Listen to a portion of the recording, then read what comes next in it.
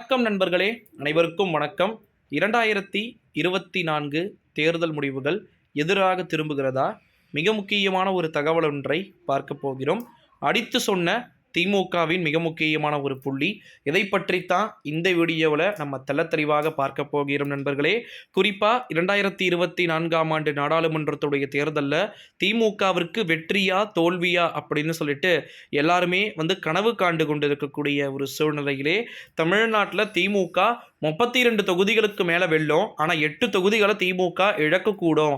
குறைந்தபட்சம் 5 தொகுதிகளையாவது திமுக இழந்து பிஜேபி பாரதிய ஜனதா கட்சி என்ற ஒரு கட்சிக்கு செல்லும்.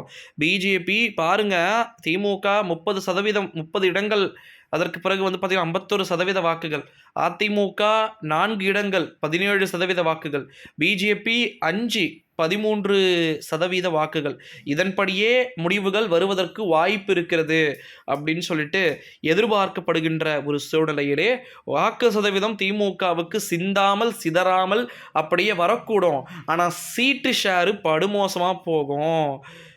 அதிமுகவும் பாரதிய ஜனதா கட்சியுமே சேர்ந்திருந்தாலும் கூட இந்த முறை திமுகவை தோற்கடித்திருக்க முடியாது அப்படின்றத இங்கே உறுதியாக சொல்கிறத நம்மளால் பார்க்க முடிகிறது. இதுவே போதுமேங்க, இதுவே ஒரு வெற்றி தானே சாரே, திமுகவை பெருசாக வீழ்த்த முடியல அப்படின்றது. இந்த ஒரு சூழ்நிலையிலே தேர்தலுடைய முடிவுகள் என்பது, கள சூழல்கள் என்பது யாருக்கு எப்படி வேணா மாறும். உங்களுக்கே தெரியும் நினைக்கிறேன். எப்பவுமே ஒரே கட்சிக்கு ஒரே நேரமாக காற்று வீசிக்கிட்டே இருக்காது, மாறும். இன்னைக்கு எதிர்கட்சியாக 10 சீட்டு கூட ஜெயிக்க வக்கு இல்லாத ஒரு சூழ்நிலையில் இருக்கிற கட்சி 40 இடங்களில் ஜெயிக்கும்.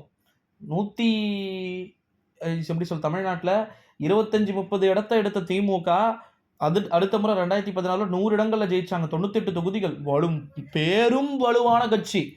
பட்டு இந்த ஒரு சூழ்நிலையில் தான் அதான் மாறும். தேர்தல் ஒரு ரிசல்ட்டுக்கு ஒரு மாதிரி பார்த்திங்கன்னா கண்டிப்பாக மேபி சேஞ்ச் ஆகும் அப்படின்னு சொல்லிட்டு நம்மளால் எதிர்பார்க்க முடிகிறது. ஸோ 2024 எலெக்ஷன் இஸ் மஸ்ட் இம்பார்ட்டண்ட்டாக நம்ம பார்க்க வேண்டியது என்ன இருக்குன்னா, தேர்தலுடைய முடிவுகள், சீட் ஷேரு, இதெல்லாம் சேர்ந்து எப்படி ஒருத்தரை வின் பண்ணுற மாதிரி உருவாக்க போகுது அப்படின்றத தான் நம்ம கம்பல்சரி பார்க்க போகிறோம் நண்பர்களே. 2000 ஒரு சூழ்நிலையில தான் அது பார்த்திங்கன்னா ஓட் ஷேர் கண்டிப்பாக மாறக்கூடும்.